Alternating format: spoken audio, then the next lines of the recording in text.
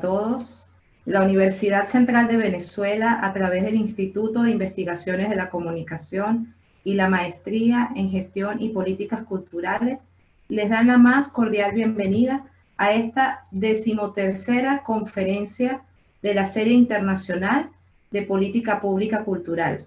Respuestas no convencionales a la pandemia del COVID-19.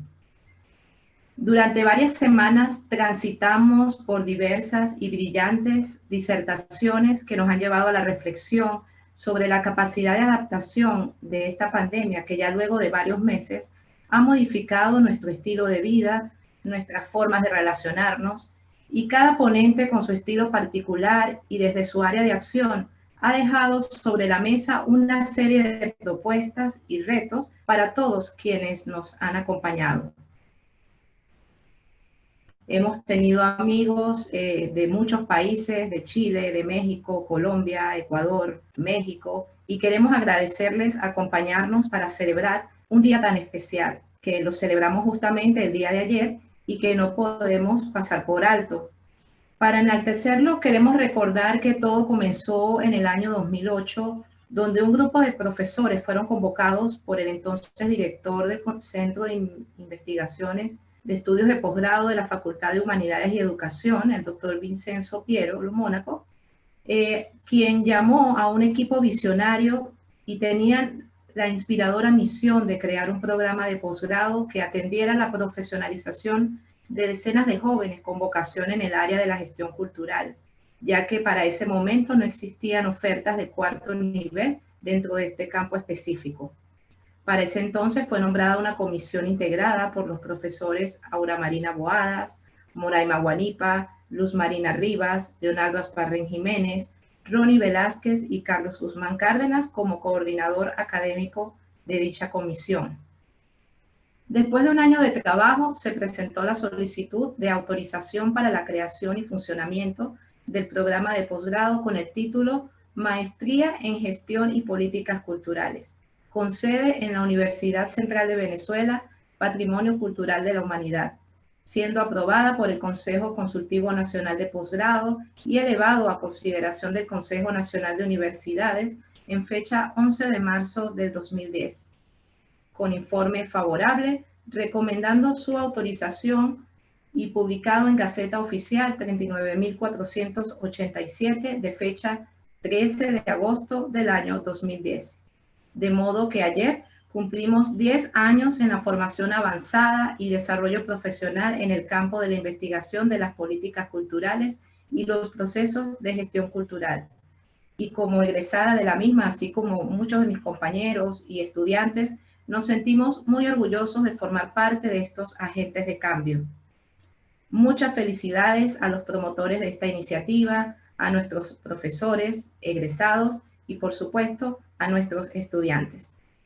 Es así que para conmemorar esta fecha, tenemos en el cierre de este primer ciclo de conferencias al doctor José Joaquín Brunner, a quien agradecemos acompañarnos en este día tan especial. Él nos disertará sobre cómo la educación superior está reaccionando a un mundo post-corona. El doctor José Joaquín Brunner es profesor titular de la Universidad Diego Portales, donde dirige la Cátedra UNESCO de Sistemas y Políticas Comparadas de Educación Superior y el Doctorado de Educación Superior, impartido conjuntamente con la Universidad de Leiden. Miembro del número de la Academia de Ciencias Sociales, Políticas y Morales del Instituto de Chile. Ha desarrollado sus actividades académicas en más de 40 países en diversas regiones del mundo. En su país fue ministro secretario general de gobierno. En el ámbito internacional ha sido miembro del órgano directivo de la Universidad de Naciones Unidas, del International Institute for Educational Planning de la UNESCO y del International Development Research Center de Canadá. Participa activamente en el debate público de políticas educacionales. Es doctor en Sociología por la Universidad de Leiden. Sus publicaciones recientes analizan el capitalismo académico, las reformas de la educación terciaria y las tensiones de la cultura liberal. Con él estará en la moderación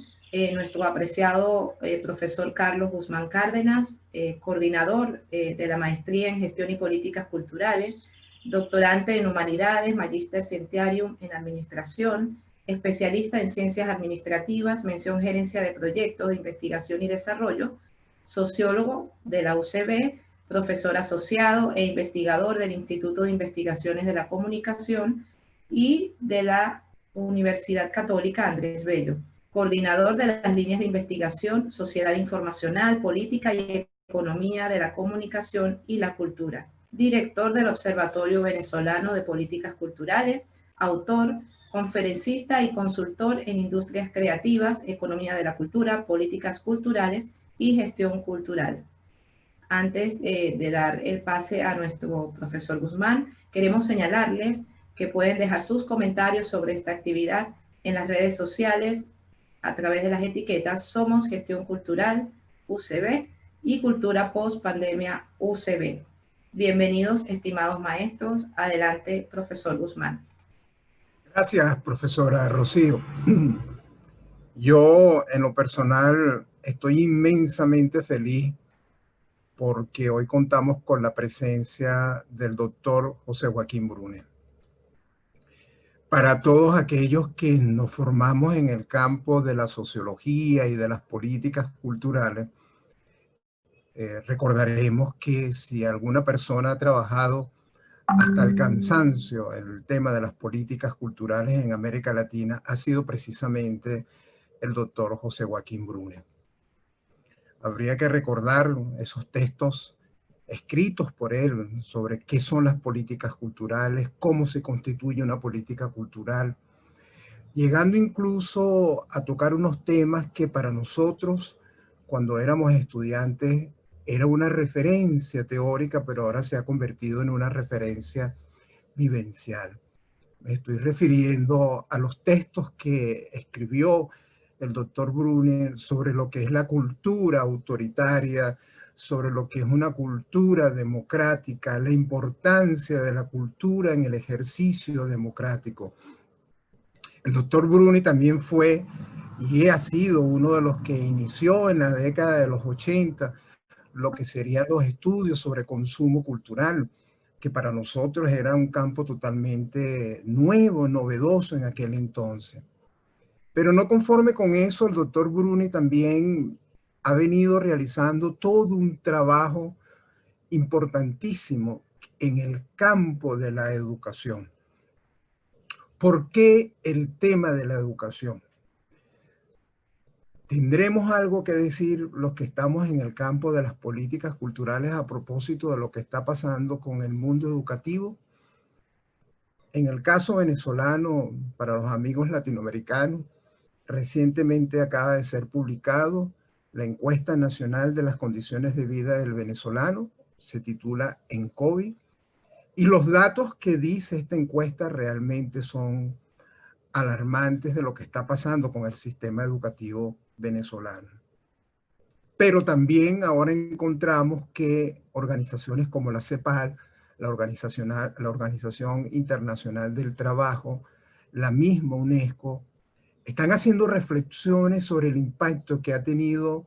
esta pandemia, el COVID, en el sistema educativo. Recientemente el secretario general de las Naciones Unidas publicó un informe donde los datos que señala sobre el impacto de la pandemia en el sistema educativo mundial también llaman la atención.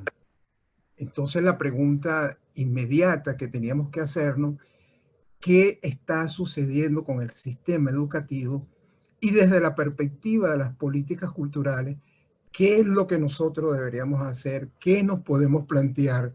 si es que nos toca plantearnos algún tema al respecto? Por supuesto, aquí también está el tema del empujón digital. Millones de estudiantes se están conectando a través de las plataformas digitales. Sin embargo, también se está haciendo evidente todo el tema de la brecha digital, el tema de las inequidades, y entonces seguimos con la gran incógnita. Por eso digo que para nosotros, en el cierre de este primer ciclo que hemos trabajado sobre el tema de las políticas culturales, es un inmenso orgullo contar con la presencia del doctor José Joaquín Brune. Bienvenido a este espacio, doctor, y puede comenzar.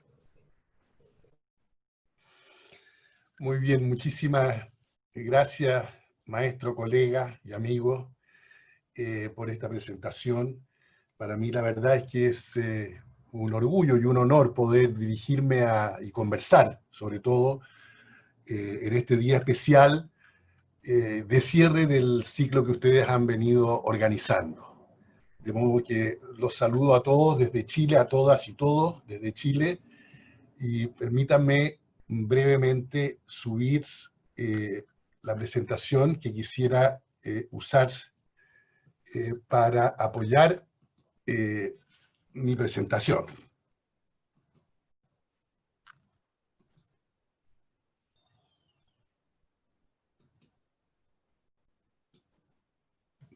Bien, espero que ahí se esté viendo correctamente. El tema, como ya se indicaba, es el de la educación superior y su forma de encarar el mundo post-corona. Estos son debates que hoy día son de carácter global, pero que también en América Latina tienen una decisiva importancia y una gran intensidad. Debo decir, he estado en este último tiempo en contacto con colegas y universidades de distintos países de la región a propósito de mi propio trabajo, y me doy cuenta de cómo en todos lados estamos discutiendo sobre temas muy similares. Para darle un enmarcamiento a lo que quiero presentar, haré una muy breve mención de cuáles son las características hoy día de la educación superior en América Latina. Partiré por ahí, luego quisiera decir unas pocas palabras en torno a las reacciones que las instituciones de educación superior tienen hoy día frente a la pandemia del COVID, mirar de ahí en la segunda parte, que es lo que más me interesa, en escenarios de innovaciones que pueden ser o disruptivas, o otras miradas desde el punto de vista de uno de los grandes tratadistas de temas de innovaciones, Schumpeter. Uno puede usar el esquema que él en su momento creó para analizar innovaciones en el plano de las economías, y finalmente probables innovaciones más bien de carácter incremental que vamos a ver aparecer y probablemente se van a experimentar en muchos de nuestros países. La educación superior en América Latina, lo primero que llama la atención es la enorme expansión que ha tenido la plataforma institucional de la educación superior, que hoy día alcanza a más de 4.000 universidades en la región y a más de 6.000 instituciones no universitarias de educación superior. Es decir, tenemos un mundo institucional de una enorme riqueza y diversidad, con universidades tanto estatales como universidades privadas de distinta naturaleza, universidades de gran tamaño, macrouniversidades como la UNAM en México o la Universidad de Buenos Aires, que tienen alrededor de 300.000 estudiantes, hasta muy pequeñas universidades que a veces no alcanzan a tener ni siquiera 500 o 1.000 estudiantes, universidades altamente selectivas y universidades que son más bien abiertas a todo tipo de jóvenes y adultos que deseen ingresar a ellas. En fin, tenemos este mundo que hay que tener presente cuando hablemos después de reacciones frente al COVID y de innovaciones, porque en realidad usamos generalizaciones, pero por detrás estamos hablando de estas 10.000 instituciones y 4.000 de ellas universidades, que cada una tiene su trayectoria, sus especificidades, y irá adaptándose e irá reaccionando y luego proyectándose hacia el futuro de maneras distintas. Ha crecido tanto, obviamente, la plataforma institucional que provee educación superior,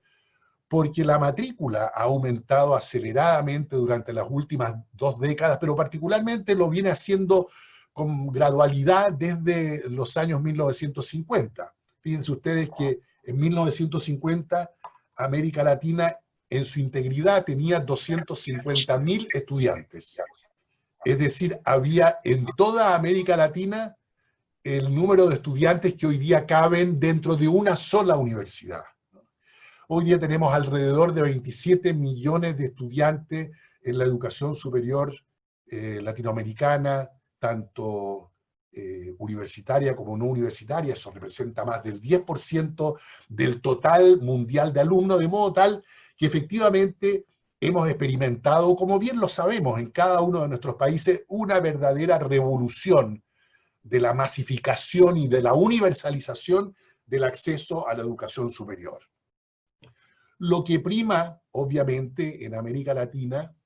como ocurre en otras regiones del sur del mundo, son las instituciones que llamamos puramente docentes, es decir, universidades que ofrecen fundamental o exclusivamente cursos, muchas veces solo de pregrado, y desde ahí hacia verticalmente, digamos, hacia arriba.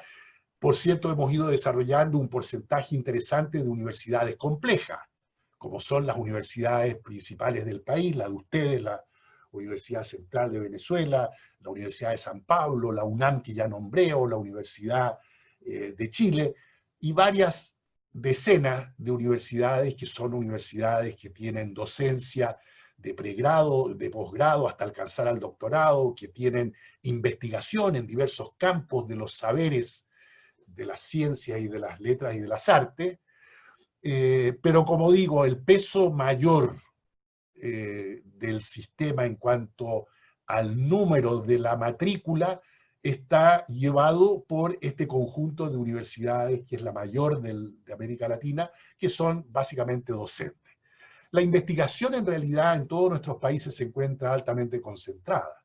Sabemos que América Latina gasta poco en relación a su producto en investigación y desarrollo, es decir, en ciencia y en innovación, y esa investigación muchas veces se realiza en las universidades, pero no en cualquier universidad, sino que en alrededor del 5, o en el mejor de los casos el 10%, digamos así, 400 universidades de toda América Latina, que es la que tienen la capacidad y han ido acumulando las capacidades humanas, los recursos, la infraestructura, los contactos internacionales, para poder hacer investigación de punta hoy día en el mundo. Nuestro modelo docente, bien sabemos, en la literatura se caracteriza como napoleónico, porque de ahí viene, del comienzo del siglo XIX, este esquema de escuela profesionalizante, muy especializada desde el primer día. Ofrecemos el derecho, la ingeniería, las carreras del campo de la salud y todas las ciencias sociales, etcétera, pero lo hacemos muy especializadamente, sin una base general de formación. Hay un grado absoluto de presencialidad, es decir, de reunión de los estudiantes y de los maestros en una comunidad o en un ayuntamiento, como se decía antiguamente, en una comunidad universitaria o de educación superior donde estamos físicamente copresentes, que es algo que ya veremos, por cierto, se ha visto interrumpido dramáticamente de un día para el otro por la pandemia del COVID. Y finalmente, debo decir en esta caracterización general, porque tiene también importancia para lo que vamos a ver hacia adelante, que el financiamiento de toda nuestra educación superior es de carácter mixto, es decir, hay recursos que provienen de las fuentes públicas, es decir, de los impuestos que recoge el Estado y del gasto público que realiza el Estado a través de los presupuestos de la nación, por un lado, y por otro lado, hay fuentes privadas, pago por parte de estudiantes y su familia de un arancel o de matrícula, que muchas veces es apoyado por esquemas de crédito, que tradicionalmente el primer país que las tuvo en América Latina fue Colombia, pero hay varios países hoy día que tienen potentes regímenes de crédito estudiantil muy especial para justamente poder financiar su educación superior, donaciones filantrópicas que se hacen, venta de productos y de conocimientos, de servicios que muchas de nuestras universidades, particularmente en sus aspectos tecnológicos, etcétera, realizan hacia el sector productivo y a la sociedad en general. Bueno, ahí hay una caracterización general muy de brocha gruesa, digamos, de lo que es hoy día nuestra educación superior, que es la que se ha visto obligada en sus 10.000 instituciones a reaccionar frente al COVID, y lo ha hecho desde febrero o marzo de este año en adelante, básicamente después del shock inicial, que fue en realidad de pocos días y semanas, de inmediato prácticamente todas estas instituciones, igual que en el resto del mundo, reaccionaron llevando toda su educación o intentando hacerlo a una plataforma de educación a distancia. Decimos educación a distancia, pero mejor debiéramos decir a un régimen de emergencia de educación a distancia, porque nos vimos forzados a hacer algo que obviamente tiene muchas limitaciones. Ya lo decía el maestro Carlos hace algún momento, tenemos unos accesos muy desiguales a los medios tecnológicos, a las conexiones de Internet por parte de nuestros estudiantes. Nos pasa en el sistema escolar muy dramáticamente en América Latina, pero también en la educación superior. Hay, dependiendo de los países, y esto es muy diverso de un país a otro, hay un porcentaje que puede ir desde el 25 o 30%, a veces a más de la mitad de todos los estudiantes, que no tienen un acceso que les permite efectivamente desarrollar sus procesos de aprendizaje, ni a las instituciones sus procesos de docencia, de enseñanza, de una manera regular, consistente. No tenemos los materiales preparados para eso, no tenemos a los docentes suficientemente capacitados en planificación docente, en el uso de métodos pedagógicos, en la realización de evaluaciones formativas, etc. Todo lo cual refleja que efectivamente, salvo excepciones como el TEC de Monterrey y algunas instituciones en el mundo latinoamericano que habían tenido experiencia, digamos, no de laboratorio, sino que experiencia ya un poco más masiva de enseñanza a distancia, en el resto hemos tenido que improvisar, y he de decir que en cualquier caso, con todas las limitaciones que esto tiene, uno se sorprende y se admira del enorme esfuerzo que muchas de nuestras instituciones y su personal directivo, académico, personal técnico y trabajadores han hecho para poder efectivamente llevar un sistema completo, con toda la complejidad del sistema de educación superior, a estas plataformas de educación a distancia. Ha habido también cambios en la economía política, por cierto, que las universidades dejan de hacer ciertos gastos, pero tienen que incurrir en otros gastos, y lo más dramático es que los ingresos de las universidades han caído en todas partes, tanto de universidades estatales como de universidades privadas en este plano. Sé que este ha sido un tema que viene desde hace tiempo discutiéndose, por ejemplo, en Venezuela, pero también en otros países, porque muchas veces el gasto del Estado había ido disminuyendo, por lo menos medido como gasto por alumno. Es decir, cada año muchas de las universidades de nuestra región tienen menos recursos por alumno, lo cual efectivamente daña o limita o amenaza la calidad de los procesos de enseñanza y aprendizaje. Hoy día esa situación se está viviendo dramáticamente y aún más será durante los próximos años. Habrá una competencia por recursos del Estado provenientes de todos los sectores sociales, particularmente desde el lado de la salud, cuyas precariedades han quedado muy en evidencia durante este tiempo, pero también del lado de la previsión para la tercera edad, del lado de la educación temprana de los niños, que es donde tenemos los mayores desafíos en América Latina en el plano educacional, y también a lo largo de toda la educación obligatoria. En el mundo del empleo y del trabajo tendremos que hacer grandes esfuerzos de recapacitación y de organización de un sistema de emergencia que, mientras dure el desempleo tan serio que tenemos hoy día en América Latina, pueda efectivamente ofrecer ingresos a los trabajadores y sus familias. Y tenemos, sobre todo, me parece a mí, una muy rica discusión sobre el futuro. Y ahí una de las primeras respuestas que surge en el plano del imaginario social, de nuestras culturas deliberativas en el terreno de los estudios de la educación superior, es la posibilidad de que aquí vayan a ocurrir se vayan a producir ciertos escenarios de innovación disruptiva, como suele ser llamada en las discusiones es decir, cambios reales que en corto tiempo sustituyen un paradigma por otro en el campo de la educación. Por lo tanto, que rediseñan globalmente el sistema nacional de educación en cada uno de nuestros países, y pasaríamos bajo esta visión, pasaríamos a organizar de una manera completamente distinta las formas de provisión de la educación superior, la organización de ella, la arquitectura de títulos y grados, las maneras de trabajar entre profesores y alumnos, la relación de la educación superior con el resto de la sociedad. Y yo aquí dibujo muy rápidamente 4 distintos escenarios posibles de innovaciones disruptivas que se están discutiendo, siendo el primero, obviamente, el de una educación a distancia, ahora entendida efectivamente como un ejercicio complejo, sofisticado, de llevar la educación a plataformas de educación a distancia con métodos, con tecnologías, con técnicas, con acceso igualmente amplio como el que tenemos hoy día, y eso daría lugar a una especie de universidad o de institución de la educación superior de la cuarta revolución industrial de la cual se habla en tantos otros sectores de la economía. Es decir, sería una educación basada fundamentalmente en conexiones, como digo, a distancia, no presencial o mínimamente presencial, con una fuerte participación de dispositivos de inteligencia artificial, de grandes simuladores que permitan efectivamente simular situaciones de aprendizaje, con materiales, digamos, que están fundamentalmente en la red y que son de carácter digital.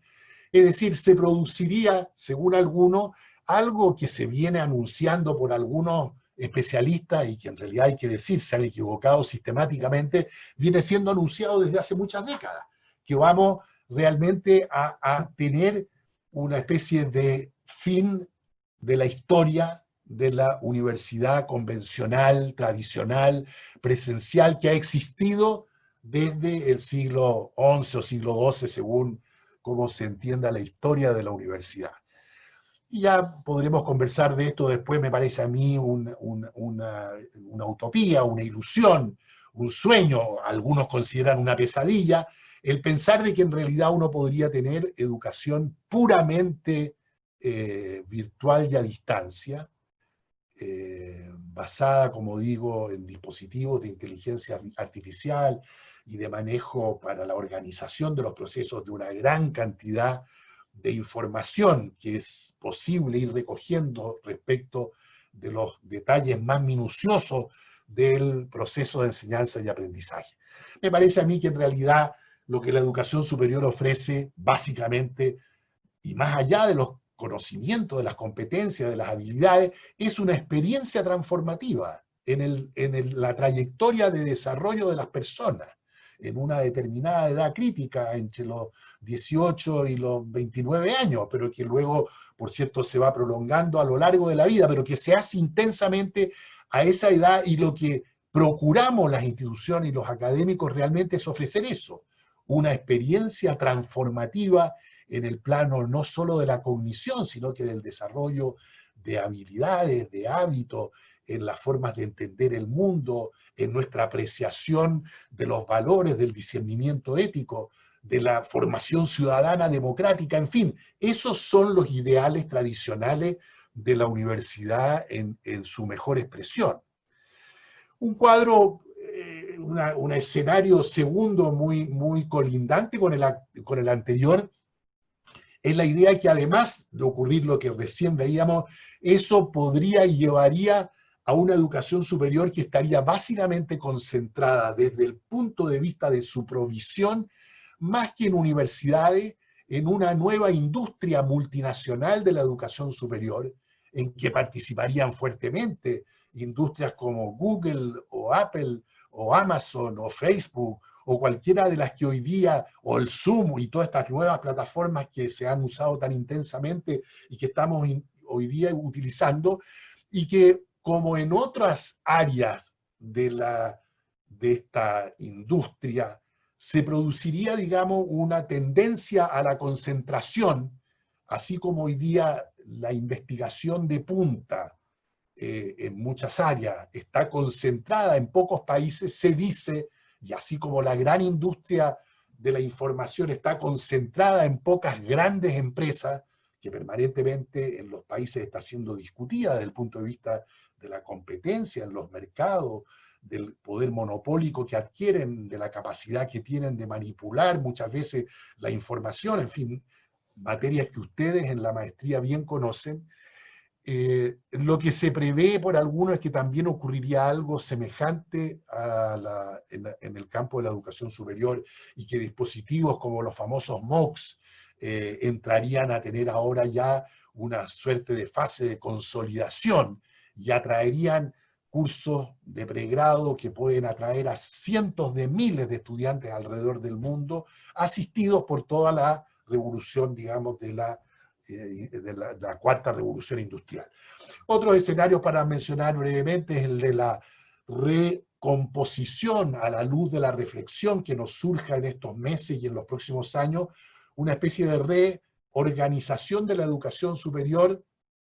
un poco en las líneas de la arquitectura del proceso de Bolonia en Europa, que básicamente significa ir a una educación superior muy distinta de la que tenemos en América Latina, es decir, salir del marco profesionalizante napoleónico para ir a una formación de base inicial mucho más amplia en 2-3 años a través de bachilleratos disciplinarios amplios o interdisciplinarios todavía mejor,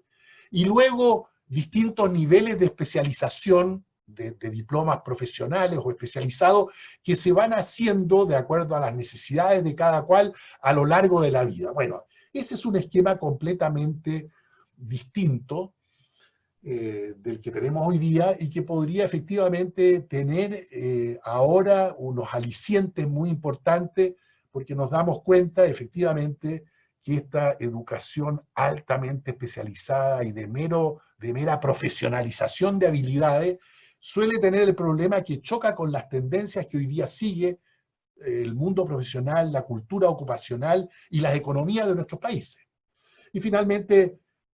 pongo ahí una contraposición con las anteriores, que es pensar que la educación superior va a tender a desagregar, unbundling, dicen los norteamericanos y los anglosajones, a desagregar estas dos grandes funciones de docencia e investigación que caracterizan a la universidad contemporánea, y que las universidades terminarían siendo básicamente instituciones docentes, como son hoy día la mayoría, pero todas se convertirían en eso, y la investigación migraría hacia las empresas, hacia organismos públicos, hacia emprendimientos no solamente lucrativos, sino que también emprendimientos privados, pero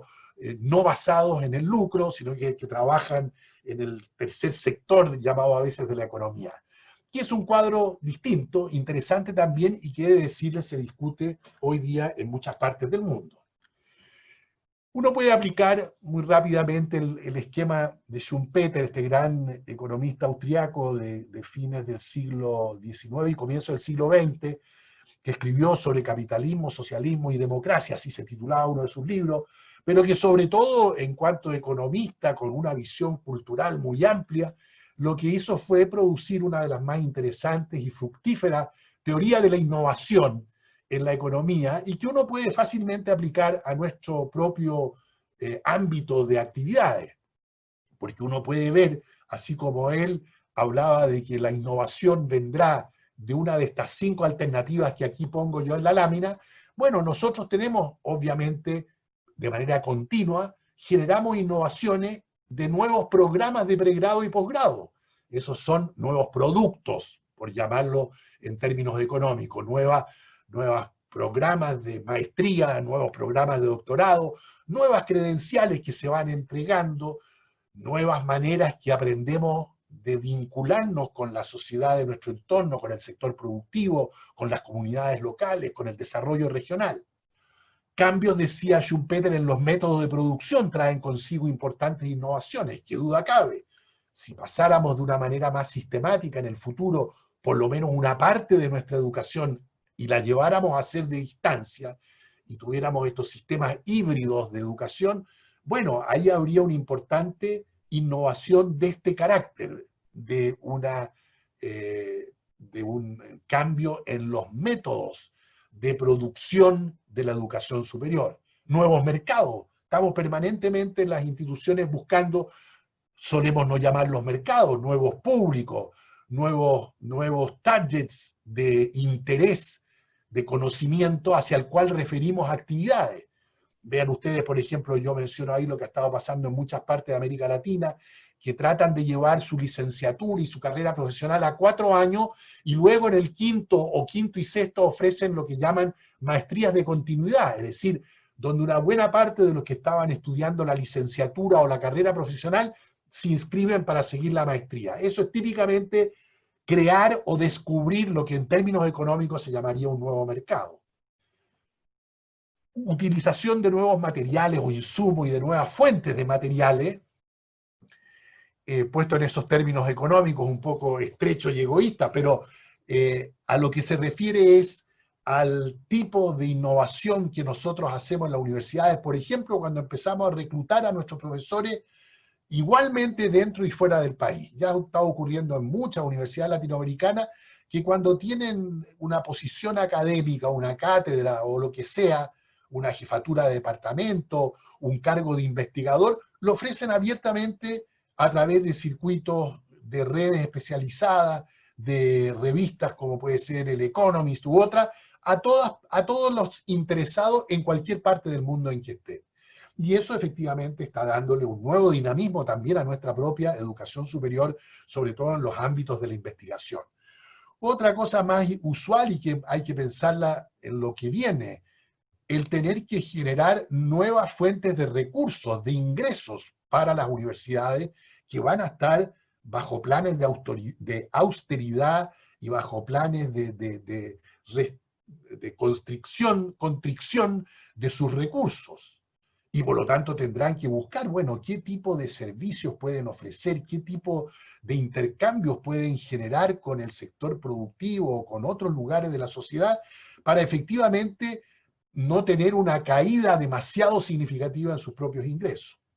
Y finalmente él hablaba de nuevas industrias enteras, que es lo que estábamos viendo recientemente con esta idea de nuestros escenarios disruptivos. Quiero terminar ahora más bien mirando lo que me parece, porque podrá haber disrupción, ya podemos conversar cuánto de disrupción imaginamos que puede haber en nuestra educación superior en los próximos meses y años. Yo veo la posibilidad más bien de innovaciones incrementales, pero no incrementales marginales, sino que de cierta densidad innovativa, como es, por ejemplo, el hecho de que en algunos países, como se está discutiendo, se pasara una buena parte de la educación superior, tanto universitaria como no universitaria, a una suerte de plataforma híbrida, donde hay educación a distancia, bajo distintas modalidades, pero hay y se mantiene una importante y significativa cuota de educación presencial. Son combinaciones como la que, por ejemplo, uno observa en lo que se llama aula invertida, donde el profesor más bien prepara materiales, graba sus clases, establece itinerarios de lecturas, etcétera, que los estudiantes hacen a distancia, no en el campus, y luego hay momentos, 2 o 3 veces a la semana, donde los estudiantes se reúnen con su profesor, pero ya para desarrollar otro tipo de ejercicio, vamos a decir, más socrático, mayor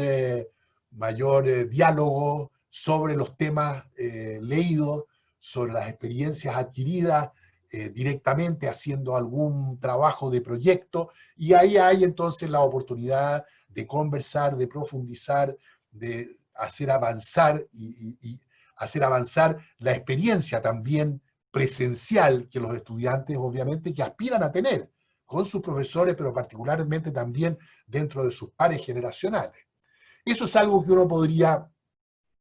ver que va a ocurrir, así como a mí me parece que ya había empezado, pero se va a ver acelerado a propósito de la peste, que es el rediseño y el reestudio de los perfiles que suelen llamarse en algunos países de los perfiles de graduación o de egreso. Es decir, cómo nos hacemos cargo de incluir auténticamente las así llamadas competencias o habilidades del siglo XXI, que son habilidades cognitivas, pero también son habilidades socioemocionales y de desarrollo del propio carácter, de transformación de la propia personalidad. Bueno, ¿cómo nos hacemos cargo de que eso esté junto con los contenidos cognitivos, el conocimiento el saber hacer que estamos tratando y buscando de entregar a través de la formación, ¿cómo hacemos para que efectivamente la persona que se gradúe, que egrese de nuestros programas, sean de pregrado, sean en las maestrías o en los doctorados, efectivamente estén mucho mejor capacitados para desarrollar sus actividades,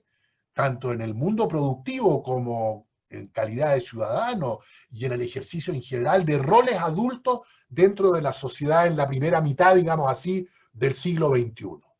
Vamos a vivir una época de grandes riesgos, de grandes crisis civilizacionales, crisis de época, dicen algunos, y efectivamente estamos en un mundo que cambia con una velocidad tan grande. Experimentaremos ahora en carne propia la cuarta revolución industrial, estaremos sometidos a los riesgos del calentamiento global y de las pestes, digamos, como la que estamos experimentando en estos días, todo lo cual lleva a tener que repensar el tipo de persona que queremos formar y el tipo de competencias que necesitamos entregar y crear y desarrollar y madurar y cultivar para que haya efectivamente la capacidad en las sociedades de enfrentarse a esta navegación que se ve bastante turbulenta. Habrá optimización de proceso y tendremos que introducir innovaciones de las cuales a veces no nos gusta hablar, que son innovaciones en el gobierno y la gestión de nuestras universidades, para que efectivamente se pongan en condiciones de poder llevar adelante los cambios que vamos a necesitar hacer. En muchas de nuestras universidades, particularmente universidades estatales, públicas, tradicionales de América Latina,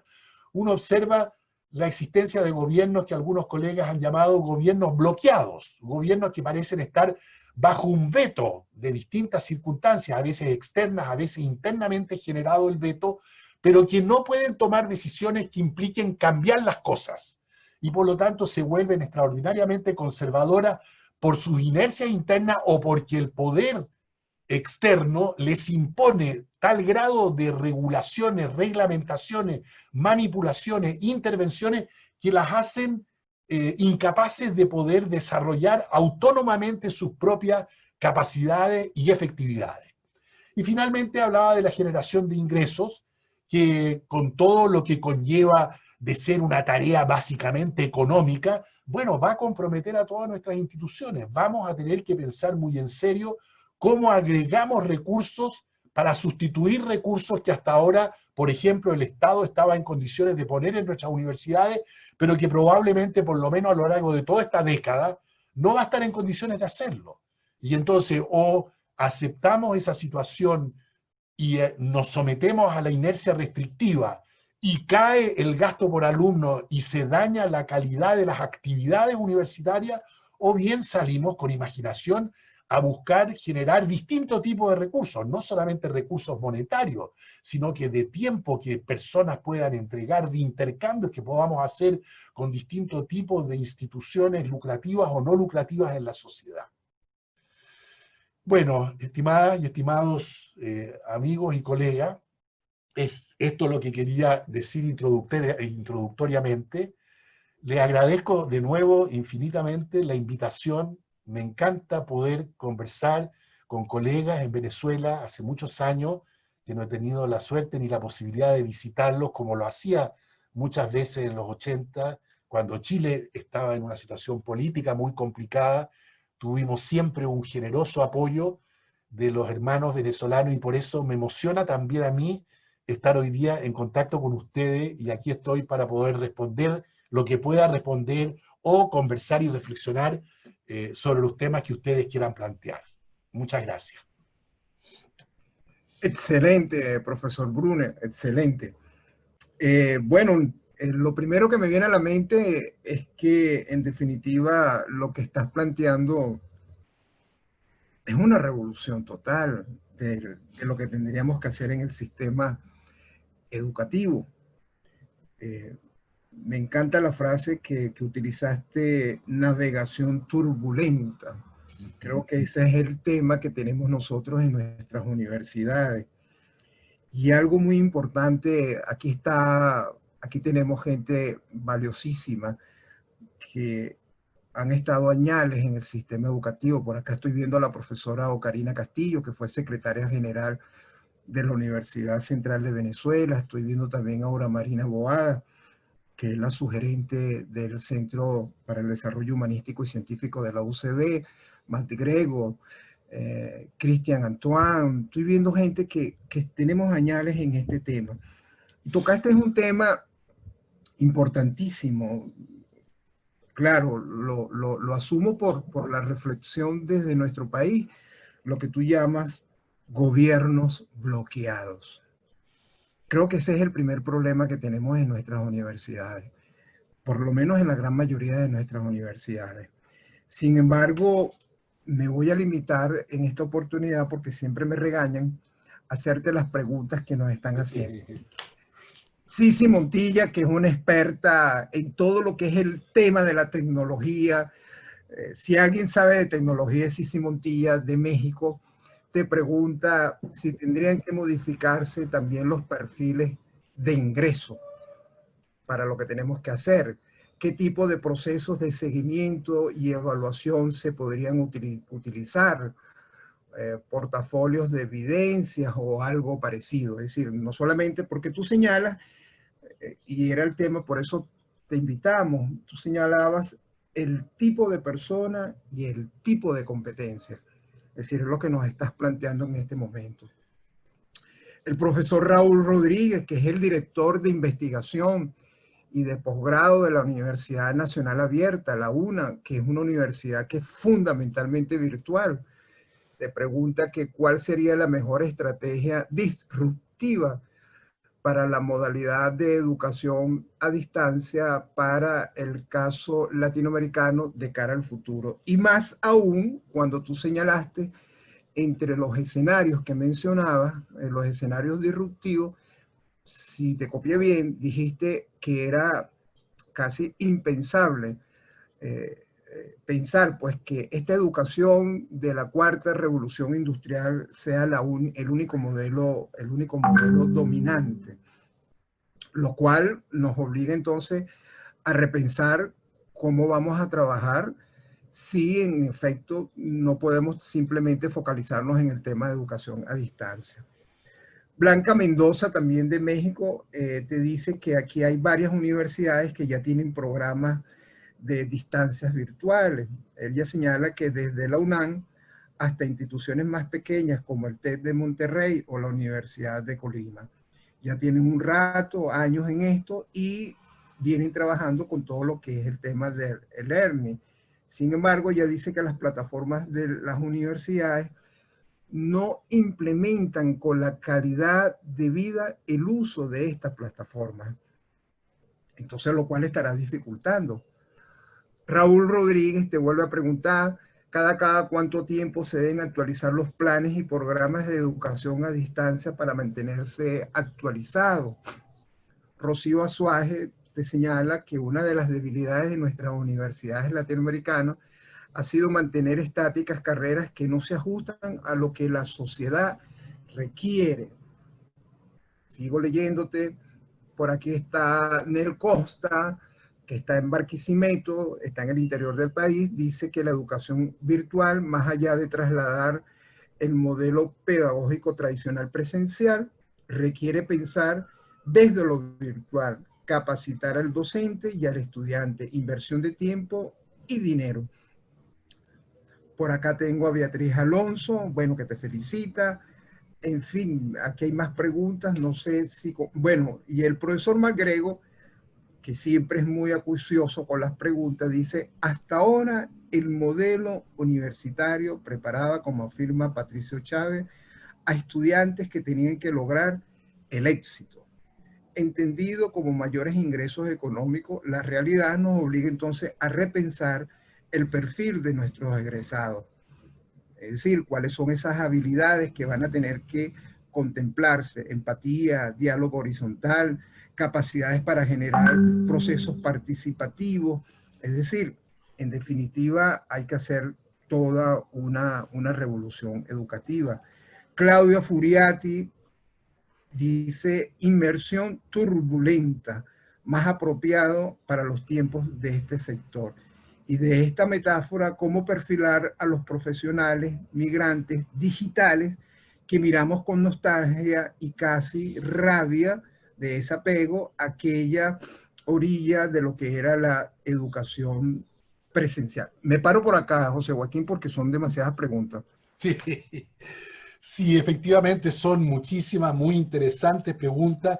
Comparto además una buena parte de las preocupaciones que se manifiestan o de ciertas afirmaciones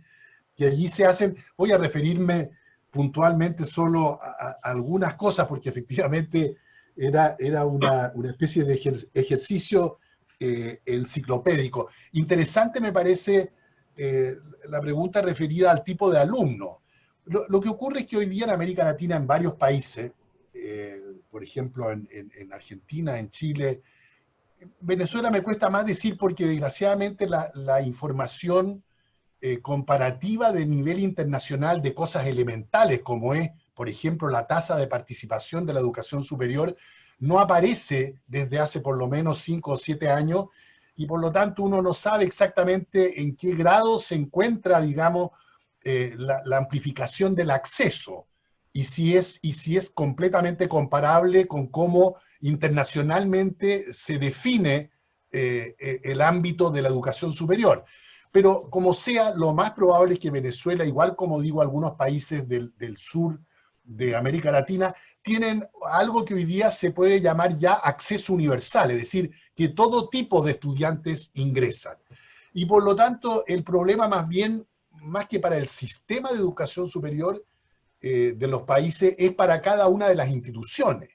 Y cada una de las instituciones tendrá que ir definiendo qué tipo de alumnos quiere tener para el tipo de programas que ella ofrece.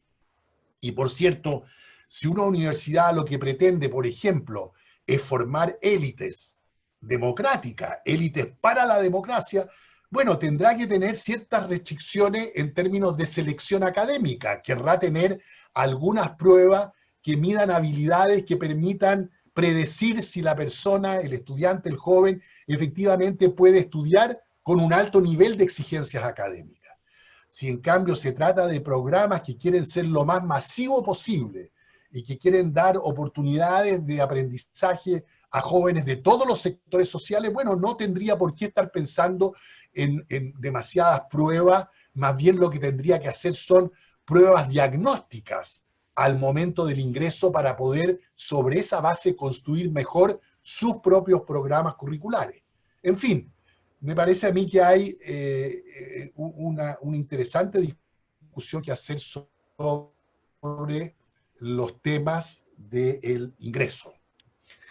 Enseguida se pregunta sobre el seguimiento y evaluación de los estudiantes que ingresan, cómo ha de evaluarse, sobre todo en el campo de la educación a distancia, y qué duda cabe. Todas las formas de evaluación a las que estamos acostumbrados son muy propias del mundo de la presencialidad. Y hoy día necesitamos efectivamente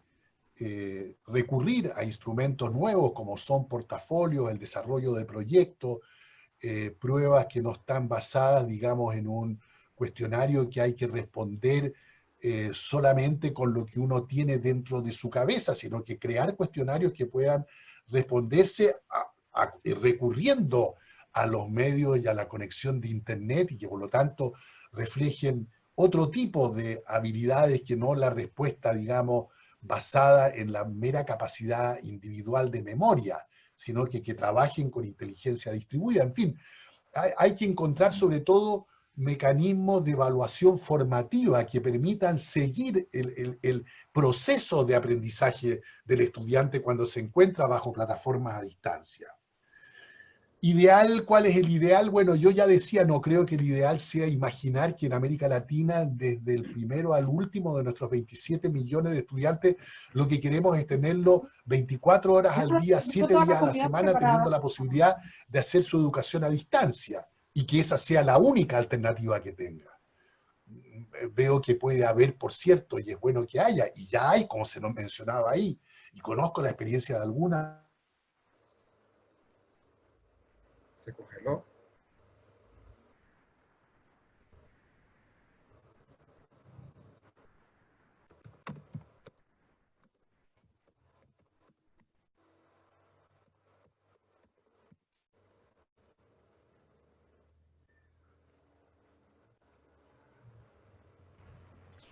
Profesor Joaquín, ¿está por allí?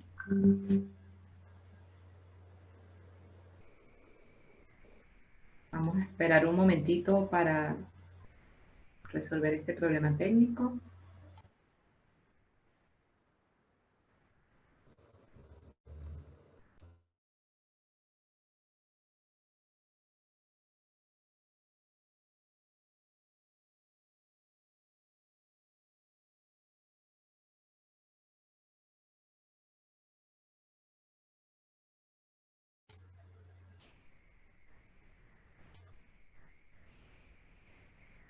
Vamos a esperar unos minutos para que el doctor Brunner se conecte nuevamente. Pueden seguir haciendo sus preguntas, sus reflexiones sobre este interesante tema que deja mucha tela que cortar, ¿no? En lo que se refiere a la educación universitaria, a la educación a distancia, a la educación virtual, que son cosas bastante interesantes que conversar. Profesor Guzmán, no sé si está por allí.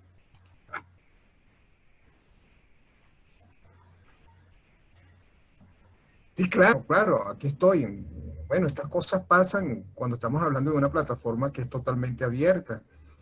Esperemos a ver si el profesor Brunner se puede conectar, porque aquí tengo otro conjunto de preguntas, pero lo cierto es que está poniendo en evidencia eh, lo que hemos venido señalando, el tema de, bueno, cómo se está preparando el sistema educativo para todo lo que viene. Esperemos a ver, no sé si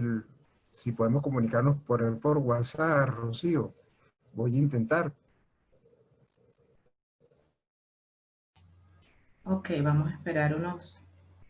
segundos. Seguramente se conectará nuevamente. Una conferencia muy interesante. Esos modelos disruptivos que nuestra sociedad requiere el día de hoy. Tenemos por aquí muchas reflexiones sobre lo que es la educación a distancia, la educación que requieren nuestros nuevos tiempos. Tenemos la profesora Zaira García, dice que proyectar una educación superior es muy importante, imaginar una visión de país. Totalmente de acuerdo. Ya el profesor Brunner se está conectando. Y lo tenemos por aquí de vuelta. Muy bien, Bienvenido. gracias. Dígame usted cuándo puedo seguir. Puede continuar con sus reflexiones, doctor Brunner. Bueno, bueno, aquí estoy de vuelta. Estos son las pequeñas y grandes aprendizajes que hacemos a poder responder e improvisar. Parece que tuve yo acá una especie de caída completa del computador que se volvió a encender. Y hablaba yo respecto a la pregunta del ideal de la educación a distancia, y decía, sí, efectivamente, ojalá que tengamos universidades, instituciones que sigan desarrollando las capacidades que ya han acumulado y el aprendizaje que ya han hecho, que enseñen a otras instituciones, todo eso está bien. Pero creo que el panorama futuro no lleva, digamos, a pensar en una educación que sea completamente a distancia para todos, todo el momento, todo a lo largo de toda su vida. Yo creo que tiene que haber combinaciones y los países tendrán que encontrar cada cual el grado de combinación que les parezca interesante tener para sus alumnos. Y sobre todo pienso en formas híbridas de enseñanza, donde podamos seguir aprovechando la larga experiencia centenaria, en realidad, de muchas centenas de años que tenemos en educación presencial y que ha dado de sí también lo mejor. Hay que pensar que es bajo el carácter presencial de la universidad que se logró masificar este bien público que es la educación superior, que se logró generar toda la investigación propia de la modernidad misma, eh, que es una modernidad básicamente en torno al paradigma científico-tecnológico, tiene su hogar en la universidad presencial, digamos así. De modo tal que habrá que combinar todas estas cosas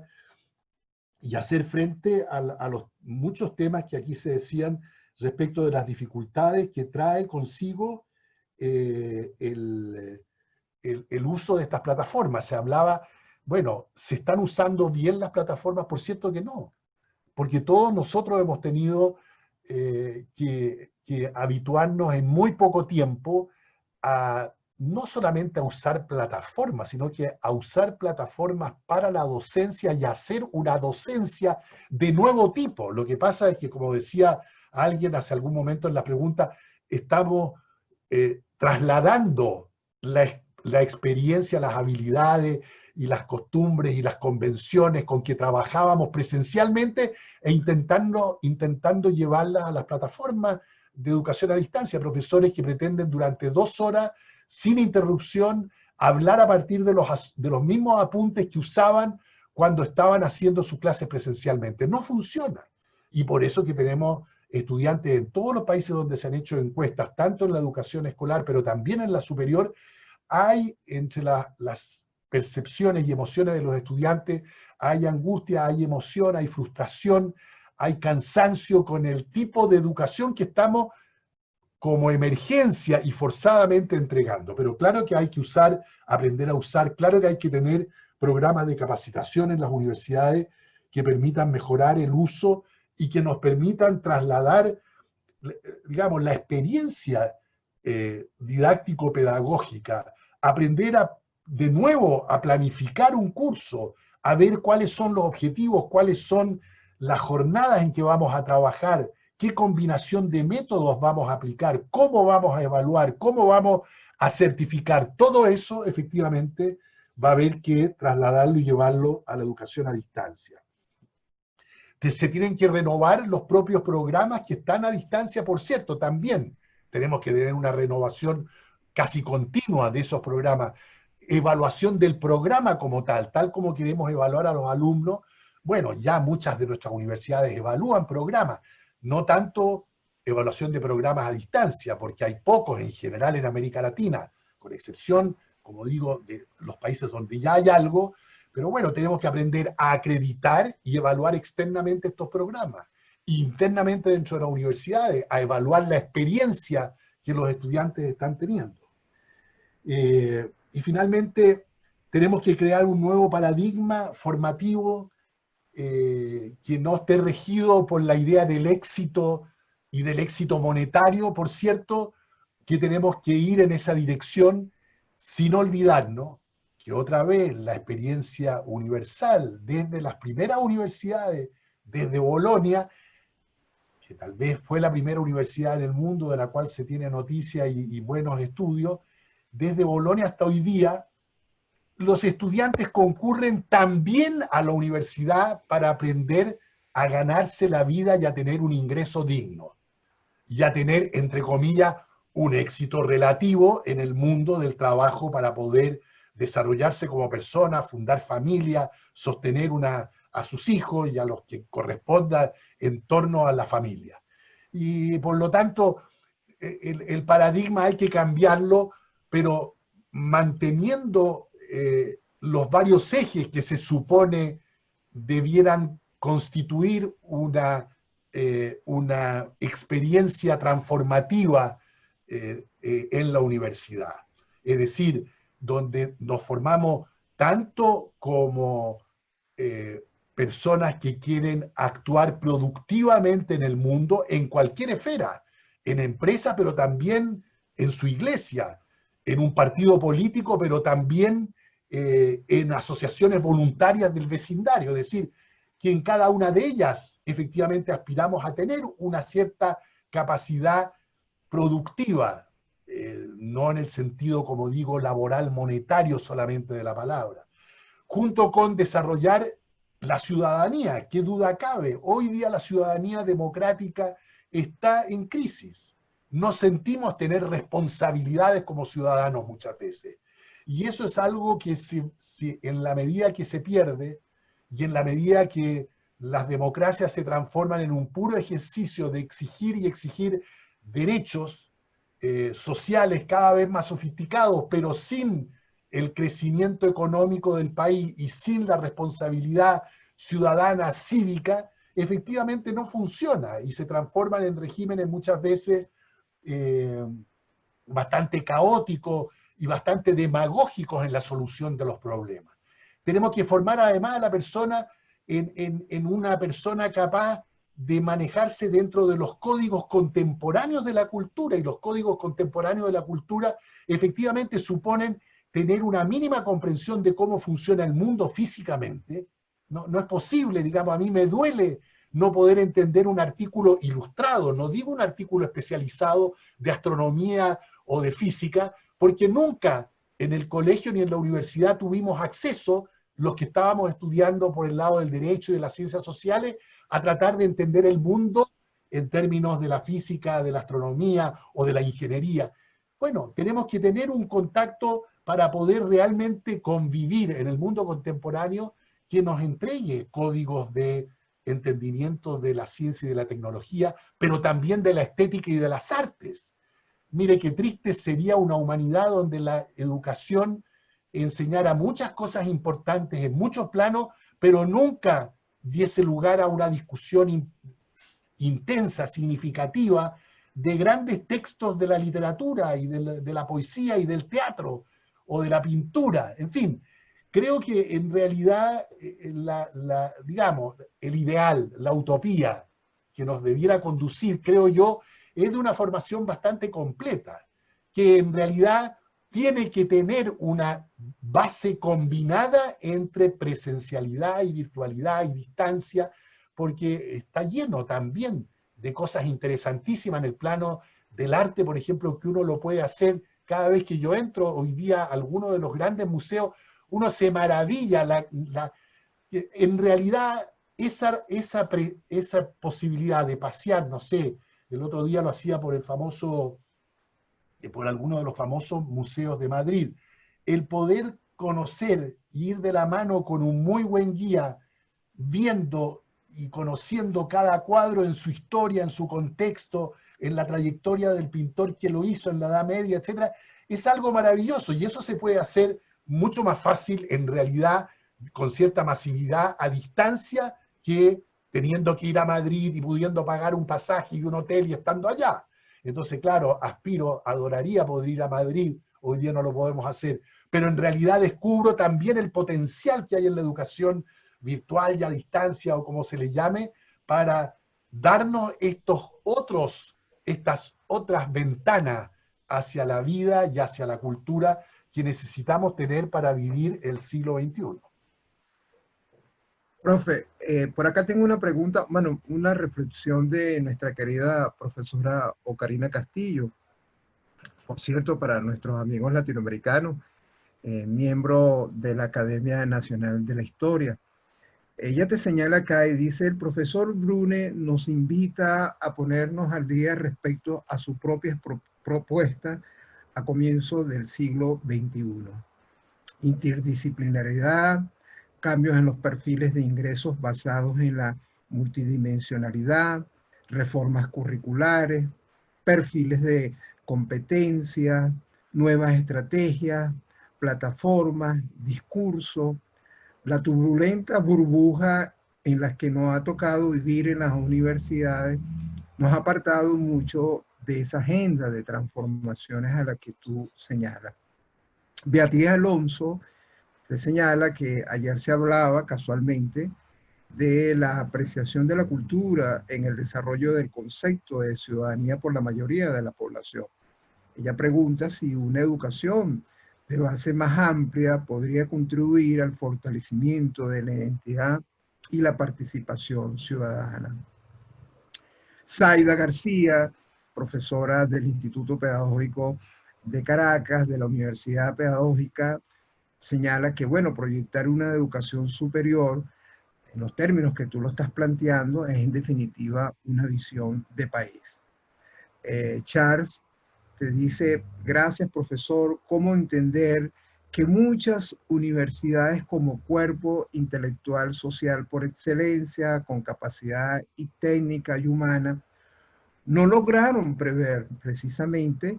estos cambios y están paralizados en sus procesos,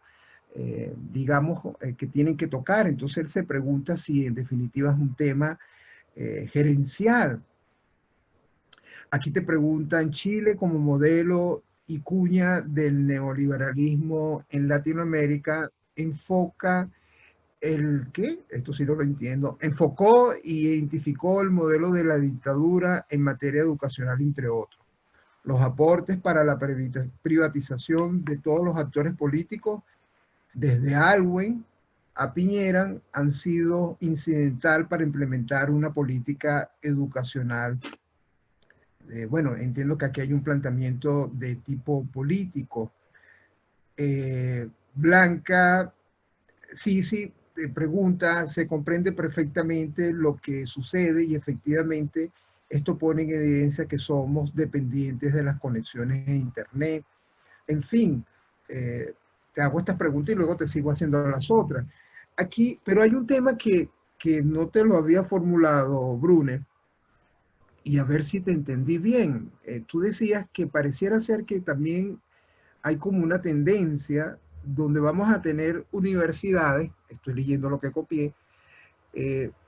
pensadas solamente para los docentes, y lo que es la parte de investigación tendrán que ser, pareciera que van a ser entonces asumidas por lo que es el mundo empresarial. Es decir, si entendí bien, lo que eran las funciones básicas que existen en cualquier universidad, la docencia, la extensión y la investigación, pareciera entonces que esta pandemia nos va a llevar a tener que cementar muchas de estas funciones. Y en el caso venezolano, simple y llanamente, José Joaquín, lo que dije al comienzo, bastaría con ver la encuesta nacional, yo te la puedo enviar, la encuesta nacional de las condiciones de vida del venezolano, la ENCOVI que acaba de salir publicada, y literalmente lo que está señalando esta encuesta es que el sistema educativo venezolano fracasó. Es decir, llegamos a un techo y donde lo que estamos presenciando ahora es una deserción escolar muy fuerte como consecuencia, por supuesto, de la situación económica y social que vive Venezuela. Estas son algunas de las preguntas, José Joaquín. Muy bien, voy a partir por lo último que planteaba Carlos, que tiene que ver con la universidad,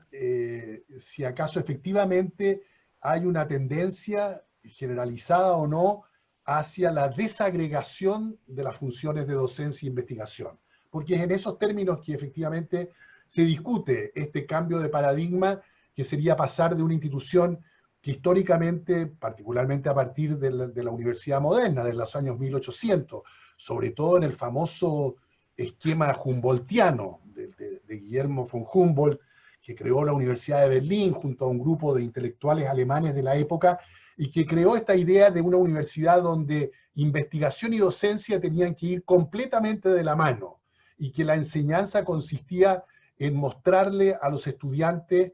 en general muy pocos estudiantes, cómo efectivamente se estaba avanzando el catedrático y su equipo de profesores estaban avanzando, haciendo avanzar el conocimiento en el laboratorio o en la búsqueda historiográfica o en lo que fuera, en la teología, en la filosofía, etc.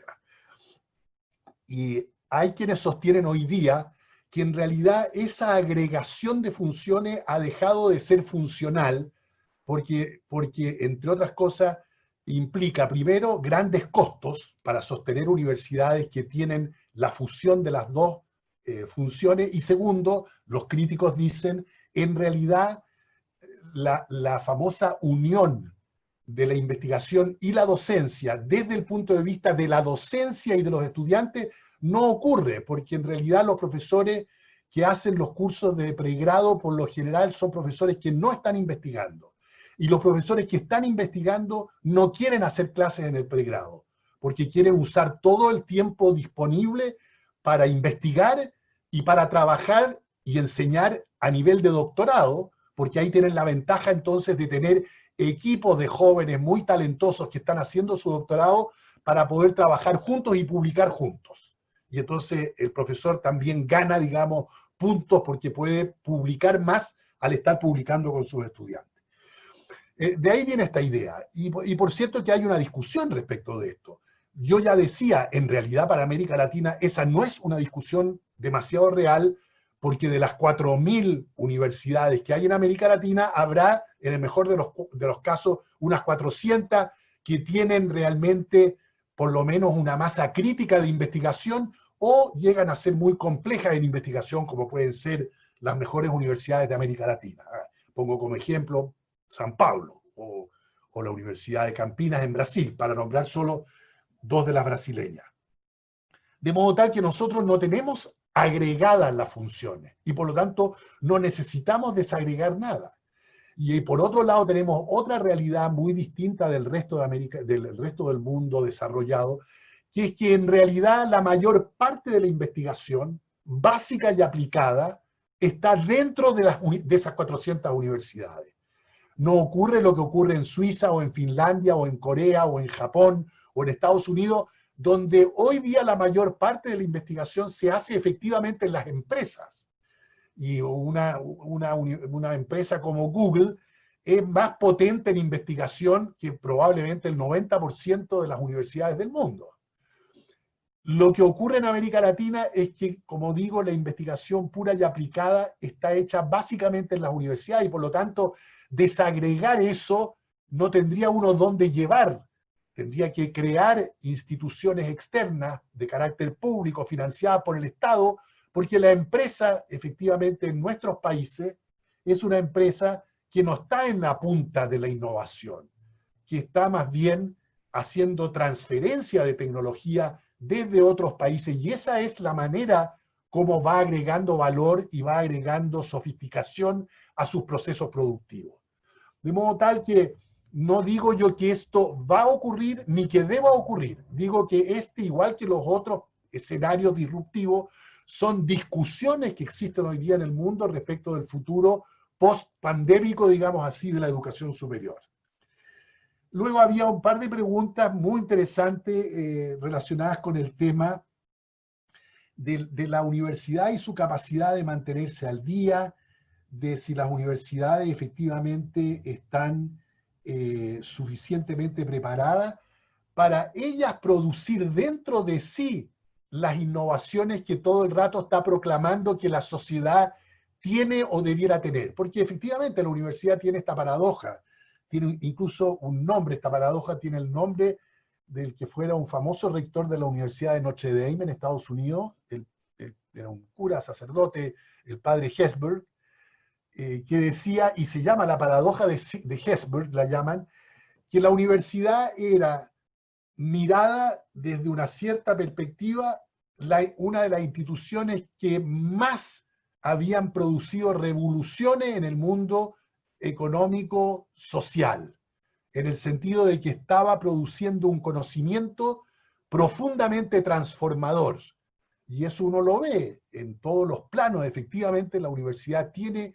un gran impacto, particularmente en los países del norte, de impactar sobre la organización y procesos sociales y sobre la economía. A la vez, decía Hesburgh, y esta era la paradoja, a la vez que la universidad es internamente y para sí misma extraordinariamente conservadora. ¿Y qué duda cabe? Los gobiernos universitarios y los académicos tendemos a ser muy conservadores en las prácticas, en la cultura académica, en las formas que tenemos de relacionarnos entre nosotros, con el conocimiento, con la sociedad. Y eso hace que esta paradoja en realidad tenga que romperse por un lado. O vamos a tener la capacidad de algunas universidades en Estados Unidos, Canadá, Australia, Nueva Zelanda y en Europa Occidental, Japón y algunos países, de ser muy conservadoras, pero tener ese potencial de transformación de la sociedad, cosa que no es para nada claro que lo tengamos, o vamos a tener que asumir un cambio interno en nuestra universidad y transformarnos en instituciones más innovadoras, tanto en el plano de la docencia como en las formas de hacer, producir y cultivar el conocimiento, como en las formas de relacionarnos con la comunidad y la sociedad en cada una de las regiones de nuestros países, como en la posibilidad de trabajar en red a lo ancho y largo de América Latina, como diseño del pregrado. Tendremos que entrar a revisar currículum que a veces tienen su sustancia principal desde el siglo XIX, no desde el siglo XX, ¿no? Que vienen siendo pensadas y isomórficamente copiadas por distintas universidades nuevas para terminar siempre en lo mismo. Entonces, lo que está por verse es si tenemos capacidad de gobierno y de gerenciamiento, como alguien decía de ustedes, para realmente transformar la universidad en una organización que innova sobre sí misma y que se transforma en lo que dice el eslogan del management, en una institución u organización que aprende. Y a veces da la sensación que aprendemos muy poco. Y cuando alguno de ustedes, colegas, decía, bueno, pero significa que entonces la universidad no se dio cuenta de lo que venía como cambio de época, que podíamos ser invadidos por el tipo de ataque viral que tenemos hoy día, que la civilización generadora de riesgos nunca pasó a ser un objeto central de nuestras discusiones y investigaciones y producción de conocimiento y de enseñanza, y efectivamente no estuvimos en condiciones de prever muchas de estas cosas, porque ni teníamos gobierno y gerenciamiento innovador de la universidad, ni nosotros, el cuerpo académico, éramos innovativos, ni nos dábamos cuenta que los estudiantes que estaban ingresando a la universidad, por ejemplo, se volvían cada vez más ajenos al tipo de docencia que nosotros tratábamos de imponer, y que había más que rebeldía abierta, que también a veces existe, había una especie de rebeldía por alienación, por enajenación, por anomia, como diría Durkheim. Se nos estaban retirando los alumnos detrás de la pantalla en clase del computador o detrás del móvil, chateando entre ellos, y nosotros alegremente siguiendo con un currículum del siglo XIX o del siglo XX y con métodos pedagógicos anticuados. Y efectivamente eso lleva a que la institución no sea una institución innovadora que cambie, y para hacerlo efectivamente necesitamos nuevas formas de gobernanza en la universidad y un cambio gradual, pero lo más profundo posible, de la cultura académica. Y termino con la pregunta un poco más de carácter política, pero no para ponerla en el terreno polémico. Efectivamente, cada uno de nuestros países ha hecho experiencias de distinto tipo con propuestas que van desde socialismos más antiguos hasta nuevos socialismos de tipo siglo XXI, y de privatización o privatismo o uso de herramientas propias del neoliberalismo. Claro que sí, toda América Latina ha tenido una combinación de cosas, y suele haber, digamos, la simplificación de pensar que hay países que solamente tienen una impronta, que solamente han hecho políticas neoliberales, y que todos los gobiernos, cualquiera que sea su orientación, sean socialdemócratas, sean conservadores, sean liberales, sean populistas, son en definitiva neoliberales. O bien todo lo contrario, a veces desde sectores conservadores y reaccionarios se mira la experiencia completa de un país como Nicaragua, para no nombrar Venezuela por respeto y por pudor, pero de Nicaragua, y se dice todo en Nicaragua ha sido revolución sandinista, corrupción sandinista, destrucción de su economía, y no se ve, digamos, la complejidad del desarrollo que desde la revolución, o desde Somoza en realidad, pasando por la revolución sandinista, ha tenido ese país hasta hoy día, y que hoy día está en una desgracia que duda cabe. Hay que mirar los indicadores objetivos, hay que mirar los estudios tanto nacionales como internacionales que muestran la destrucción real de una economía. Entonces, yo a esta altura, con la edad que tengo, lo único que he aprendido es hablar con un enorme respeto por la experiencia compleja, valiosa, dolorosa muchas veces que nuestros países hacen, y que nuestros países hoy día en general están haciendo a propósito de la pandemia, pero además a propósito de sus vulnerabilidades económicas y sociales, de sus desigualdades internas, de su falta o debilidad democrática. Y la universidad, para terminar, alguien decía, bueno, la universidad puede efectivamente, y la educación, llevar a un mejor ejercicio de la democracia. Yo no tengo ninguna duda que la educación debiera y puede contribuir a eso. No solamente la educación universitaria, esto es algo propio de la trayectoria escolar desde el comienzo, desde el primer año de educación básica, los estudiantes debieran estar expuestos a convivencia democrática, a procedimientos democráticos de parlamentar, de negociar, de conversar, de construir acuerdos,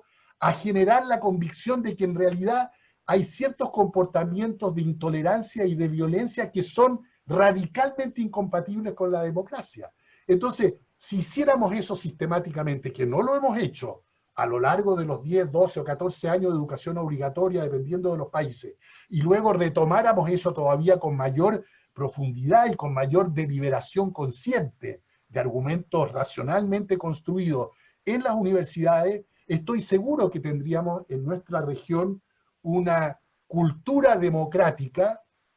que siempre será conflictiva, plural, abierta, pero mucho más densa y rica que la que tenemos hoy día. Yo creo que hoy día tenemos déficit democráticos profundos, en muchos países puede haber más y menos, pero que en todas partes es débil, y es débil entre otras cosas porque la educación de la ciudadanía y de la deliberación democrática ha sido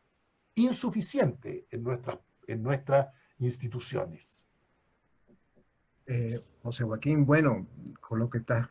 comentando,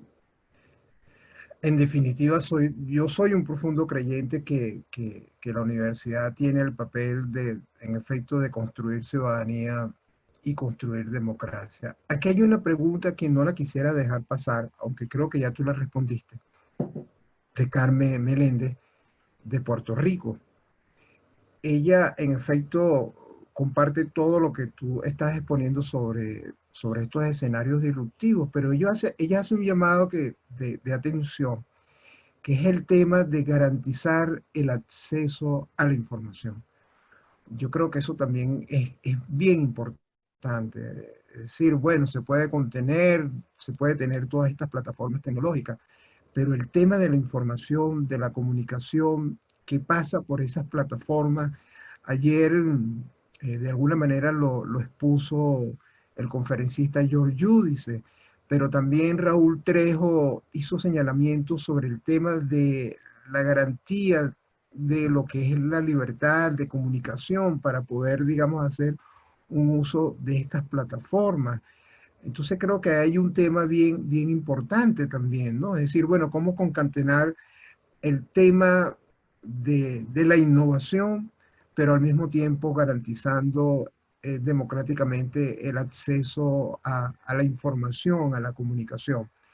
Te hago esta pregunta y te dejo el espacio para despedirnos también, José Joaquín. Muy bien, sí,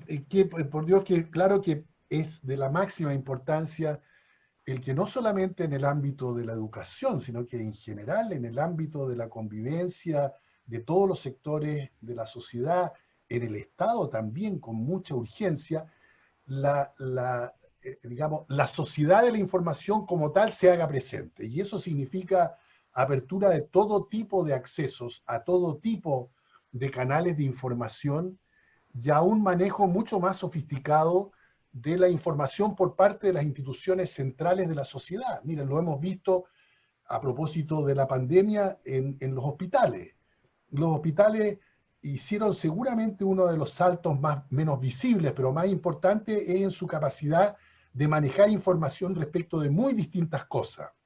Está pasando con los municipios también. A propósito de la pandemia, uno mira los municipios en la ciudad de Buenos Aires, o en Santiago, o en Montevideo, que ha tenido un mucho menor impacto del COVID, o en Bogotá, o Guayaquil, o donde sea, y ve que los municipios han necesitado, y no siempre han tenido, armado aparato de circulación de información que les permita detectar al segundo qué es lo que está pasando con cada uno de los contagiados, y con cada uno de los contagiados poder trazar sus últimas relaciones en número suficiente para poder efectivamente tener estrategias que son básicamente estrategias de información, de manejo de información, ¿no? Es como tan visible, digamos, que hoy día una sociedad que es meramente semi-informatizada es en realidad semi-analfabeta, pero no lo es solamente, no lo somos solamente las personas, lo son sus instituciones. Y lo es particularmente, por ejemplo, el Estado. Un Estado que no sea a la vez un Estado democrático informático, hablamos de un Estado que sea un Estado de bienestar, que proteja los derechos. Todo eso absolutamente de acuerdo. Pero además, para poder hacer esas cosas eficazmente, tiene que ser un Estado informático, tiene que poder manejar redes de información absolutamente abiertas, donde realmente se puedan facilitar desde los trámites esenciales que las personas tienen que hacer y que seguimos manteniendo ahí. Uno mira en estos días largas colas para los más diversos trámites, tanto del área de la salud como de otras, para recoger beneficios y bonos económicos con riesgo de su vida, cuando todas esas cosas en varios países ya se están haciendo de una manera rapidísima, transparente, bien organizada a distancia, ¿no? Entonces sí, concuerdo plenamente en que tenemos que hacer un enorme esfuerzo por asumirnos en serio y que no sea meramente un discurso o que sea una especie de monopolio de los departamentos y de las escuelas de información de las universidades, el hecho de que necesitamos ser sociedades de la información y que eso supone, digamos, plataforma, accesos universales, transparencia lo más completa posible, no uso de todos estos medios para controlar el comportamiento y los valores y el pluralismo de la sociedad, que es la contracara. Tenemos que también aspirar a que estas sean sociedades plurales, de amplias libertades de información, de comunicación, de expresión y de crítica, porque de lo contrario, efectivamente, estamos a las puertas de una distopía, que es el gran riesgo de una especie, como se dice, de capitalismo estatalista, del completo dominio de nuestros comportamientos a través de la información. Eso es una posibilidad. Y si la propia ciudadanía no reacciona a tiempo y no de una manera protofascistoide, como está ocurriendo hoy día, hay que usar el término no otra vez políticamente, sino que como está descrito en la literatura, esta idea de que hay cierto tipo de pensamiento o de izquierda o de derechas que no se puede expresar, por ejemplo, en las universidades, porque la persona es, en Chile y en Argentina decimos, funada, yo no sé cómo dirán ustedes, que se le viene encima a una pequeña minoría que a los gritos, con violencia, con pancartas, con carteles, impide que alguien hable en una universidad ultraconservadora, que alguien hable de la evolución, como ocurre en Estados Unidos, y en una universidad progresista, que alguien ponga en cuestión ciertas cosas que son dogmas, por ejemplo, no sé, de movimientos progresistas o del feminismo o de lo que sea. Ese tipo de intolerancia, de cultura, como digo, protofascista, que concibe que hay verdades, también uno podría llamarlas inquisitoriales, porque en realidad tienen, y en España, en nuestras, digamos, ex colonias españolas, tienen una tradición de inquisitorial, donde hay un dogma de verdades respecto de las cuales uno puede ser llevado a confesar, y si no confiesa y no está de acuerdo con lo que el común de la gente o la clase dominante o el gobierno del turno piensa que es la verdad, entonces uno puede ser sometido o a humillaciones o a vejaciones y en el extremo a ser excluido y encarcelado. Bueno, nada de eso es parte de una sociedad de la información, y yo al despedirme reitero mi agradecimiento, mi sentimiento de fraternidad y de honor de haber podido coparticipar con ustedes y conversar con cierta amplitud, digamos, de todos estos temas. Les agradezco por las muchas interesantes preguntas y por la paciencia y la tranquilidad para escuchar y pasar a través del bache que tuvimos de comunicación a Carlos. Un abrazo grande a las autoridades de la Universidad Central de Venezuela, un saludo muy especial y de mucha esperanza. Muchísimas gracias, José Joaquín. Muchísimas gracias. Realmente nosotros estamos muy orgullosos de contar con tu participación. A nuestros amigos de Latinoamérica que nos han preguntado si vamos a continuar con este ciclo, sí, vamos a continuar con el ciclo. Viene ahora un segundo ciclo. Nos vamos a tomar un breve descanso porque creemos que también es importante que estas ponencias que las estamos colocando por las redes sociales sean discutidas, sean procesadas, sean analizadas. Esta ponencia, por ejemplo, que nos acaba de dar el doctor José Joaquín Brune, la vamos a colocar de inmediato porque creemos que el tema universitario sigue siendo un tema muy importante en nuestras realidades latinoamericanas Y entonces no se trata simplemente de dar una conferencia, se trata que a partir de la conferencia se generen debates, discusiones, reflexiones sobre lo que debemos hacer y tendremos que hacer. Yo me siento de verdad muy complacido de que hayamos concluido este primer ciclo con la presencia del doctor José Joaquín Brune, que realmente, como ya ustedes pudieron ver, conoce a plenitud lo que está pasando en nuestras realidades universitarias. Feliz día, Rocío. Profe. Bueno, muy agradecidos, doctor Brunner. En nombre del comité organizador del ciclo de conferencias, pues valoramos su magistral y brillante, y como mencionó uno de nuestros asistentes, emotiva disertación. Definitivamente, todas estas reflexiones conllevan a mover los fundamentos y los pilares de la forma en que se están llevando todos esos procesos de educación universitaria, y en síntesis, las instituciones deben transformarse y deben evolucionar a sí mismas. Así que estamos muy agradecidos y muy complacidos por tenerlo con nosotros, tal como lo comentó el profesor Guzmán.